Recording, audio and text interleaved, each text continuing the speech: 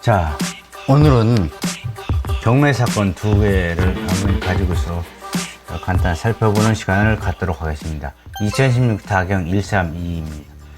이 사건은 강동구 암사동에 있는 선서 현대 아파트에 대한 경매 진행 사건입니다. 전용 면적이 22평, 대지권이 6.9평, 대지권은 뭐 신축이라 비교적 적습니다. 근데 이 사건은 최초 이제 시작한 게 2017년 이제 시작했는데, 유찰이 됐다가 2회 변경이 이루어졌다가 다시 이제 경매가 나온 사건입니다.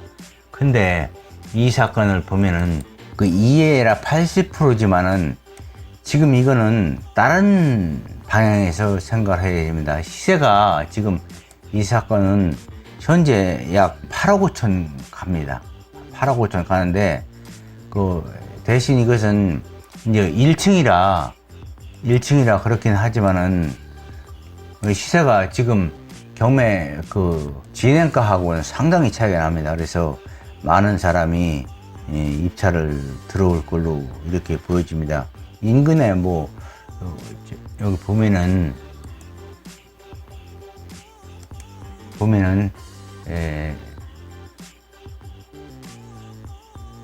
이 암사역이 뭐 아주 가까운 거리에 있고, 그 앞에는 상가 건물이 있기 때문에 그 열차 소음도 나지 않고, 또 그 초등학교는 길 하나 건너면 바로 있기 때문에, 신암초등학교 여기 있기 때문에 크게 뭐 문제가 없는, 그야말로 한강 조망도 되고 비교적 그 좋은 그 아파트입니다.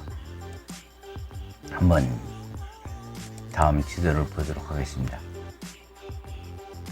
한강에 보이고, 또 암사역이 바로 있고, 초등학교도 인근에 있고, 비교적 괜찮은데 암사 둔지 생태공원도 있고, 그래서 이 아파트는 그런 대로 아주 가치가 있는 아파트입니다. 비록 이제 1층이긴 하지만, 근데 이제 이런 거는 이제 이렇게 보다 보면은 가끔 이제 나타나고, 또 어떤 것은 심지어 1회에 시세와 차이가 많이 나는 그런 아파트도 있습니다. 그런 것은 1회든 2회든 들어갈 만합니다.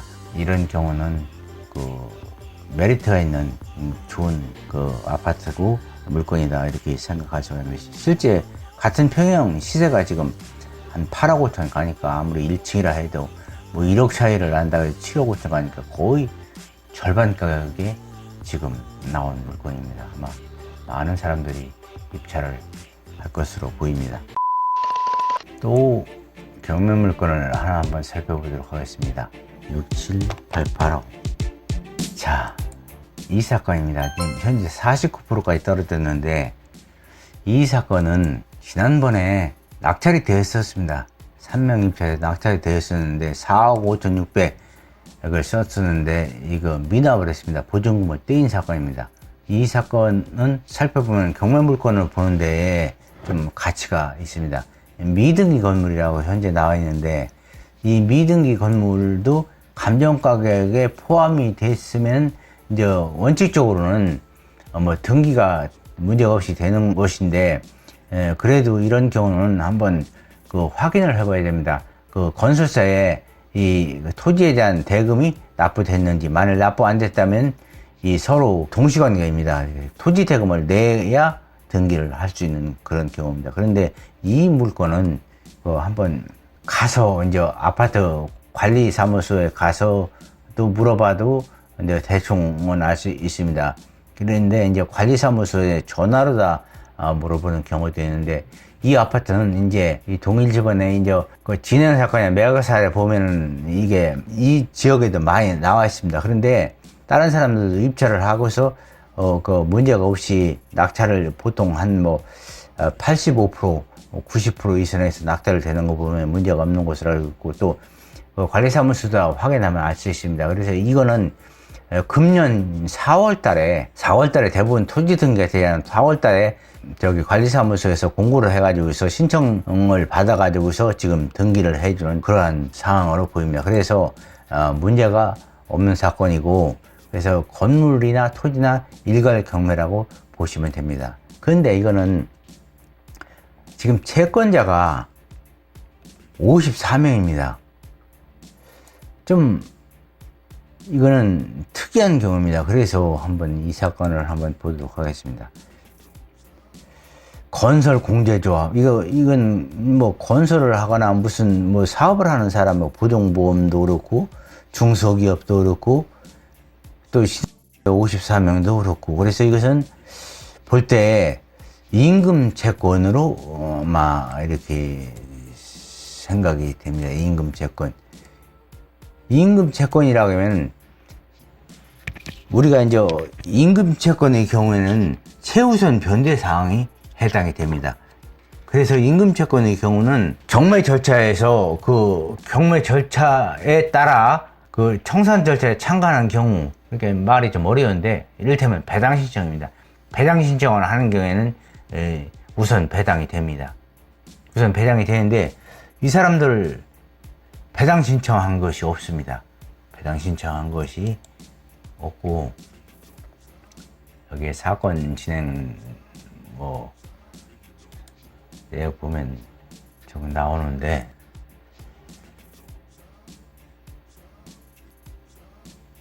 여기서 뭐 배당 신청을 한 것도 없고 사건 기록에도 없고 이게 없습니다. 지금 여기에. 그렇기 때문에 이 사람들 그러면 받으려면 배당 안 한 경우는 받을 수 없습니다. 아무리 이 선순위 임금 채권자는 배당이 되는 경우라도 배당 신청을 안 했기 때문에 배당을 신청을 받을 수 없습니다. 만일 이 사람들이 가압류를 한 경우라면은 배당 신청을 안 했어도 배당이 됩니다. 근데 이 사람들은 현재 가압류도 안 하고 그냥 강제경매만 신청한 경우입니다. 이런 경우는 배당에서 제외가 됩니다. 임금 채권이라 하더라도. 그런데 이제 여기서 또 한 가지, 임대차 보호법상 최우선 변제에 해당하는 경우, 소유액 임차인 경우는 배당 신청을 안 했거나 가압류를 안 했더라도 배당이 됩니다. 그러나 임금 채권의 경우는 가압류를 했을 경우는 배당이 되지만 가압류를 안 했을 때는 배당 신청을 해야 됩니다. 그래서 이 경우는 이 사람들은 배당을 못 받습니다. 배당을 못 받으니까 결국 이거는 앞에 선순위자가 지금 별거에 없는데, 별게 없네. 건설공제조합 일시백 천만 십만 백만 천, 일시백 천만 십만 백만 천만 1억 10억. 이거 건설공제조합도 있고 상담받아. 그런데 지금 문제는 이겁니다. 지금 문제는 이 라는 세입자가 뭐 3천만 원 중에서 가서 4억 천에 있는데 이것이 대항력이 있습니다. 그래서 낙찰자가 이 배당을 못 받으면 낙찰자가 이 4억 천원에 대해서 이제 그 못 받은 부분을 물어줘야 되는데, 배당이 되고 대충 이제 한번 권리관계를 따져서 한번 그 검토를 해보면 한 1억 천 정도 그 낙찰자가 물어줘야 되는 그러한 경우로 보입니다. 근데 지금 이제 낙찰자가 예를 들어서 1억 천원을 물어주더라도 지금 2억 6천이면 1억 천을 물어줘도 3억 7천이니까 이것이 보통 최근 뭐 시세를 보면은 한 5억 3천에서 5억 7천 이 정도로 매매되니까 그러면 이거 가치가 있는데, 문제는 이게 우리 회원이 하나 검토를 하다가 내가 보고서 이제 지금 이거는 안 될 것 같다 이렇게 해서 지금 그만둔 사건인데, 이거는 강제경매 신청인이 신청때 54명이 배당이 하나도 안 됩니다. 앞에 그 선순위자들 때문에. 그러면 무잉여가 돼서 이거는 낙찰 불허가 사유가 됩니다. 그래서 이거는 입찰을 해봐도 결국 그 낙찰을 받기가 어려운 그런 사건으로 보입니다. 참고적으로 우리가 한번 알아둘 것은, 임금채권의 경우는 우선순위에 해당입니다. 근로기준법 이제 37조 나오는데, 최종 3개월 분 임금과 최종 3년간 퇴직금 또 재보상금은 최우선 변제가 되지만은, 아까 말씀드린 대로 이 경우는 배당 신청을 해야 되지 배당 신청을 안 하면 세우선 변대 요건에 해당되지 않고, 만일 배당 신청을 안 했을 경우는 가압류에도 이렇게 해넣어야 됩니다. 가압류를 해놓으면 가압류의 경우는 배당 신청을 안 해도 배당을 받습니다. 그래서 이거는 지금 이 진행이 어려운 사건입니다. 그런데 이것도 사실은 해결의 방법은 있습니다. 이걸 입찰을 하려면은, 예를 들어서 지금 이제 이 사람이 지금